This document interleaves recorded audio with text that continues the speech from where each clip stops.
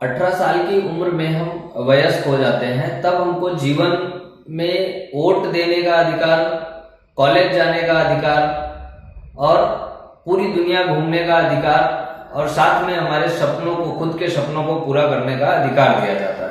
60 साल की उम्र में हम लाइफ के दूसरे पड़ाव में पहुंचते हैं, यानी कि रिटायरमेंट लाइफ की शुरुआत होती है। ये दोनों फेज के बीच में, मतलब 18 साल और 60 साल दोनों के बीच में 42 इयर्स का समय है। ये वो टाइम होता है जब हम जीवन के ट्रेडमिल पर दौड़ रहे होते हैं और तब हम दौड़ते हुए अपने आप को रिटायरमेंट के बाद हमारा जीवन आरामदायक हो, सुखद हो, उसके लिए हम अपने आप को तैयार कर रहे होते हैं।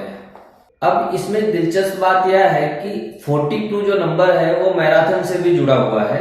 रनर जो दौड़ने वाले होते हैं, मैराथन दौड़ने वाले जो होते हैं, उनको 42 किलोमीटर की दूरी तय करनी होती है। तो अगर उसको करेक्ट करें तो 42.19 किलोमीटर फुल मैराथन की डिस्टेंस होती है। शायद इन दोनों के बीच में एक संबंध है, मैराथन दौड़ना और रिटायरमेंट की प्लानिंग करना। क्या मैराथन के ट्रेनिंग और रनिंग में कुछ ऐसे सबक हैं जिनको रिटायरमेंट प्लानिंग के लिए अप्लाई किया जा सकता है? सबसे पहला पॉइंट, आप रिटायरमेंट के लिए कोई पर्पस तैयार कर रहे हैं, उसमें भी मैराथन के लिए आप अपने आप को तैयार कर रहे हैं, दोनों चीजों में समय लगता है, वो एक दिन में नहीं होता, टाइम लगता है। एक पूर्ण मैराथन दौड़ने के लिए आपको उसकी पूरी तरह से ट्रेनिंग लेने की जरूरत होती है। महीनों वर्षों की लगन के बाद आप मैराथन दौड़ने के लिए तैयार हो पाते हैं। धीरे धीरे अपनी सहन शक्ति को बढ़ाना होता है, उसके लिए आपको सहन शक्ति की ट्रेनिंग लेनी पड़ती है और साथ साथ में आपकी स्टेमिना को बढ़ाने के लिए आपको स्टेमिना ट्रेनिंग, जब आप दौड़ रहे हो तब आपको चोट ना लगे, आप गिर ना जाएं, इसके लिए आपको बैलेंस ट्रेनिंग लेनी होती है। सेम यही चीजें हमको रिटायरमेंट प्लानिंग में भी अप्लाई करनी होती है। वही रिटायरमेंट के लिए बचत यानी सेविंग पूल बनाने के लिए करनी होती है। जब आप युवा हो तब शुरुआत करना अनिवार्य हो जाता है रिटायरमेंट प्लानिंग के लिए। हम में से ज्यादातर लोग कोई रातों रात अमीर नहीं बन जाता, उसके लिए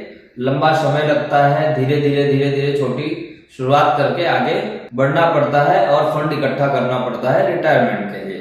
और जब टाइम पीरियड लंबा होता है तो कंपाउंडिंग को भी समय मिलता है उसका जादू दिखाने के लिए। रातों रात कुछ नहीं होता, जब आप लंबा टाइम देंगे तभी आपको आपके फंड में, आपके इन्वेस्टमेंट में कंपाउंडिंग का इफेक्ट भी दिखेगा। इसलिए यदि आप रिटायरमेंट के बारे में सोच रहे हैं तो आज ही शुरुआत करें, देर ना करें।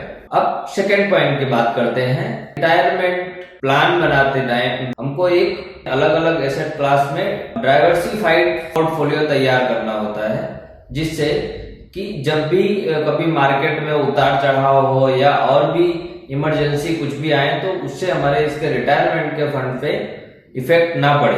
अपने पोर्टफोलियो में डाइवर्सिफिकेशन करके आप मार्केट के उथल पुथल से अपनी मेहनत की कमाई को आप सेफ रख सकते हैं। थर्ड पॉइंट है विजुअलाइज द कोर्स। जो कोई भी मैराथन दौड़ चुका है उसको ये पता होता है कि मैराथन दौड़ने के लिए खाली हमको शारीरिक ताकत की या शारीरिक ट्रेनिंग की जरूरत नहीं है, साथ साथ में उसके कई सारे पहलुओं को ध्यान में रखना होता है। जैसे कि जिस रास्ते पे हम दौड़ने वाले हैं, जिस पे मैराथन दौड़ने वाले हैं, उस रास्ते का निरीक्षण करना, उस पे हम जाएंगे तो कहाँ पे टेम्परेचर ज्यादा है, ह्यूमिडिटी क्या होगी और कहाँ पे ढलान है, कहाँ पे चढ़ना है। तो उससे क्या होगा कि जिस दिन हम दौड़ रहे होंगे उस दिन के लिए हम अपने आप को और अच्छा और बेहतर तैयार कर पाएंगे। यही रिटायरमेंट के लिए भी सही है कि जब हम रिटायरमेंट का प्लान कर रहे हो तो हमारी रिटायरमेंट के बाद की लाइफ स्टाइल कैसी होगी, उसमें बीच में क्या दिक्कतें आ सकती हैं, क्या उतार चढ़ाव आ सकते हैं।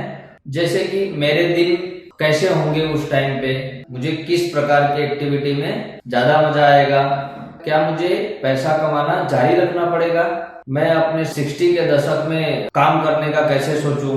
साथ में ये भी ध्यान रखना कि मेरी लाइफ स्टाइल में क्या कोई कमी है, अगर हाँ कोई कमी है तो क्या मैं उसके साथ कंफर्टेबल हूँ, उसके बारे में भी सोचना रहेगा। मैं जो अनएक्सपेक्टेड एक्सपेंस होंगे, अनफोर्सिन एक्सपेंस होंगे, उनको कैसे संभालूंगा उसका भी ध्यान रखना होगा।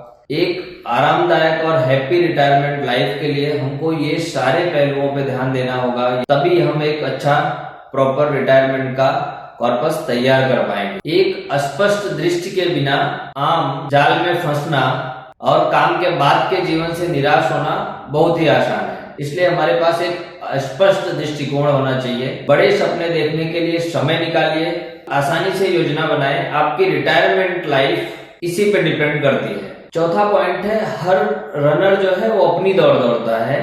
जिस प्रकार से मैराथन दौड़ने वाला अपनी दौड़ने पर और अपनी दौड़ पर अपना ध्यान केंद्रित रखता है, ठीक उसी तरह से रिटायरमेंट की प्लानिंग सबका खुद का एक इंडिविजुअल प्रयास है।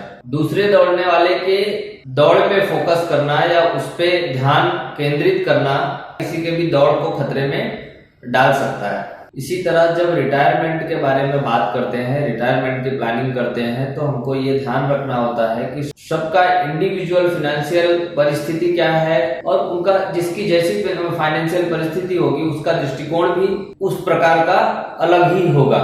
एक आकार में सभी को फिट नहीं किया जा सकता, इसलिए आपको ऐसा सोचना होगा कि आपके लिए क्या चीज अच्छा काम कर रहा है और उसके लिए कमिटेड रहना होगा आपको लॉन्गर पीरियड तक।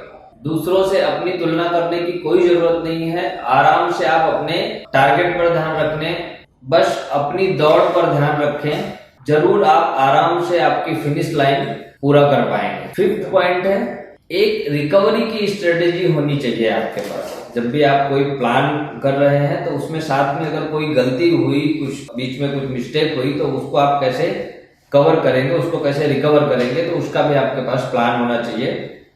मैराथन दौड़ने वालों के पास दौड़ के बाद के लिए एक कंप्लीट स्ट्रेटेजी होती है। वो फिर अपने शरीर को स्ट्रेच करते हैं और पूरी तरह से वो शांत हो जाते हैं, क्योंकि उनकी जो एनर्जी वहां लगी होती है उसको कवर करने के लिए, और फिर वे जश्न मनाते हैं। वही उन लोगों के बारे में भी कहा जा सकता है जो रिटायरमेंट के करीब हैं। जिस तरह से मैराथन दौड़ने वालों को उनकी शारीरिक मांगों को पूरा करने की जरूरत होती है, उसके लिए समय निकालने की जरूरत होती है, ठीक उसी तरह जो रिटायर्ड लोग हैं, रिटायर्ड होने वाले हैं आने वाले समय में जल्दी में, तो उनको भी अपने लिए समय निकालना पड़ता है और उनको उसके बारे में सोचना होता है। इतने सालों तक इधर उधर भाग दौड़ करने के बाद उन्हें शांत होने की जरूरत होती है। फिर मानसिक, शारीरिक और आर्थिक रूप से रिटायरमेंट के लिए खुद को तैयार करने की जरूरत होती है। रिटायरमेंट के बाद का आपका जीवन कैसा होगा, कैसी एक्टिविटी करेंगे आप, इस बारे में स्पष्ट विचार के बिना आप प्रतिदिन के चक्कर में फंसना और अपने लक्ष्यों को खो देना बहुत ही आसान है। रिटायरमेंट के बाद के लिए आपके पास एक स्पष्ट योजना होना जरूरी है। इसलिए यदि आप अपने रिटायरमेंट के लिए गंभीरता से आप सोच रहे हैं, तो मैराथन दौड़ने वालों की प्ले बुक में से एक पेज आप निकालिए और आज से ही ट्रेनिंग शुरू करिए, जिससे थोड़ी सी मेहनत और लगन से आप उड़ते रंगों के साथ फिनिश लाइन को पार कर सकते हैं। धन्यवाद।